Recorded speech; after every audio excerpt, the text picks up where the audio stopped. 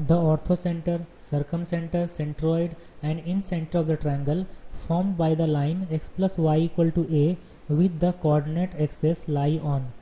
मतलब ये जो x plus y equal to a है ये एक लाइन है, कोऑर्डिनेट एक्सिस जो ट्रायंगल बनाएगा उस ट्रायंगल का ortho centre, circumcentre, centroid और इन सेंटर ये चारों में से किस लाइन पर लाई करेगा बताना है। ठीक है, तो उसके लिए X axis Y axis draw करते हैं। ठीक है, तो ये मान लो कि ये हो गया एक्स एक्सिस और ये हो गया वाई एक्सिस, और ये जो लाइन है x plus y equal to a ये ड्रॉ करते हैं। तो x plus y equal to line जो होगा, जैसे सपोज दैट कि x plus y equal to a line, ये लाइन हो जाएगा। ठीक है, ये लाइन हो जाएगा जिसका इक्वेशन है x plus y equal to a. तो ये कोऑर्डिनेट कितना होगा, ये कोऑर्डिनेट होगा ए कॉमा जीरो और ये कोऑर्डिनेट हो जाएगा जीरो कॉमा ए, इतना होगा। तो सबसे फर्स्ट में है ऑर्थो सेंटर।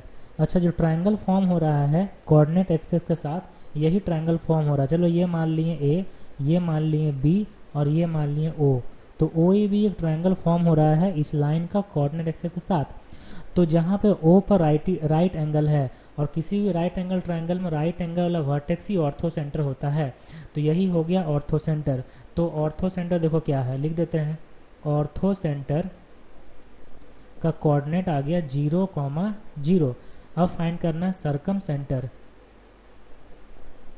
तो राइट एंगल ट्रायंगल में सर्कम सेंटर कहाँ पे होता है, हाइपोटेनियस का मिड पॉइंट पे होता है ना, ये मिड पॉइंट। तो 0, ए बाई 2 मतलब ए बाई 2 और ये ए बाई 2, तो ये हो गया सर्कम सेंटर। तो सर्कम सेंटर आ गया ए बाई 2 ए बाई 2 हो गया सेकंड। अब थर्ड है सेंट्रोइड। देखो सेंट्रोइड राइट एंगल ट्रायंगल अगर है तो राइट एंगल ट्रायंगल का ये सेंट्रोइड फाइंड करना है ना।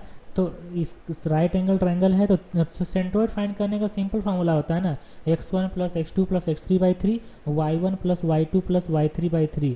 ठीक है, राइट एंगल ट्रायंगल हो चाहे कोई भी ट्रायंगल हो। तो सेंट्रोइड हो जाएगा 0, यहाँ पे coordinate 0, 0 plus A plus 0 by 3 मतलब a बाई 3 और y कोऑर्डिनेट भी आ जाएगा a बाई 3, ये हो गया सेंट्रोइड। ओके, अब देखो अब है यहाँ पे इन सेंटर।